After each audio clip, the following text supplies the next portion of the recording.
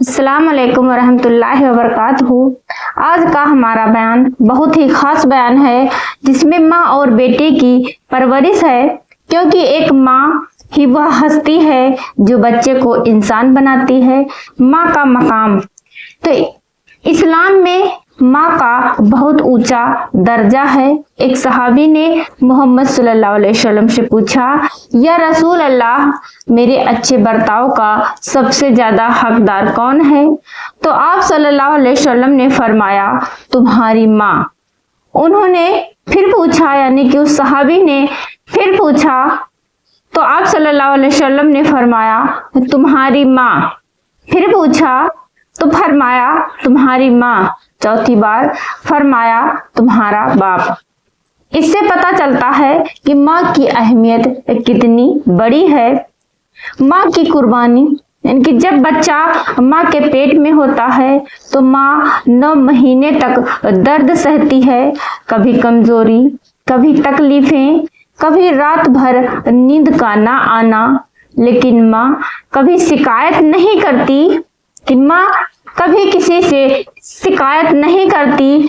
जब बच्चा पैदा होता है, दुनिया में आता है, तो रात भर जागती है, खुद भूखी रहती है, लेकिन बच्चे को भूखा नहीं रहने देती। इसलिए इस्लाम कहता है, जन्नत माँ के कदमों के नीचे है। आज समाज में बहुत सारी बुराइयां इसलिए हैं क्योंकि बच्चों की सही परवरिश नहीं हो रही।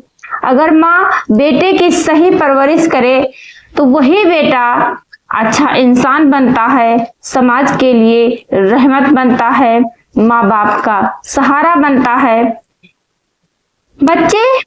बच्चे को नमाज सिखाओ। जब बच्चा छोटा हो उसे नमाज की आदत डालो, क्योंकि नमाज इंसान को बुराई से रोकती है। बच्चे को अच्छे अखलाक सिखाओ। उसे सिखाओ कि झूठ नहीं बोलना, किसी को दुख नहीं देना, गरीबों की मदद करना, बच्चे को दीन की तालीम देना।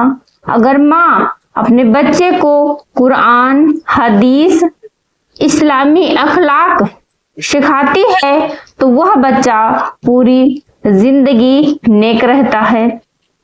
माँ की दुआ बहुत ताकतवर होती है, यानी कि सभी दुआओं में माँ की दुआ सबसे ताकतवर होती है। अगर माँ अपने बेटे के लिए दुआ करे तो अल्लाह उसकी तकदीर बदल सकता है। अगर माँ बद्दुआ कर दे तो जिंदगी मुश्किल हो जाती है। आज बहुत से बेटे बड़े होकर माँ से ऊंची आवाज में बात करते हैं, माँ की इज्जत नहीं करते। याद रखिए मेरे अजीज भाइयों और मेरी प्यारी बहनों, कि जो माँ को दुख देता है उसकी जिंदगी में बरकत नहीं रहती। अच्छा बेटा वह है जो माँ की खिदमत करे, माँ से प्यार से बात करे, माँ की दुआएं ले। ऐसा बेटा दुनिया में भी कामयाब होता है और आखिरत में भी कामयाब होता है। एक आदमी अपनी बूढ़ी माँ को कंधे पर उठाकर काबा का तवाफ करा रहा था। उसने पूछा, या रसूल अल्लाह, क्या मैंने अपनी माँ का हक अदा किया? तो आप सल्लल्लाहु अलैहि वसल्लम ने फरमाया, नहीं, तुम उसकी एक सांस का भी बदला नहीं चुका सकते।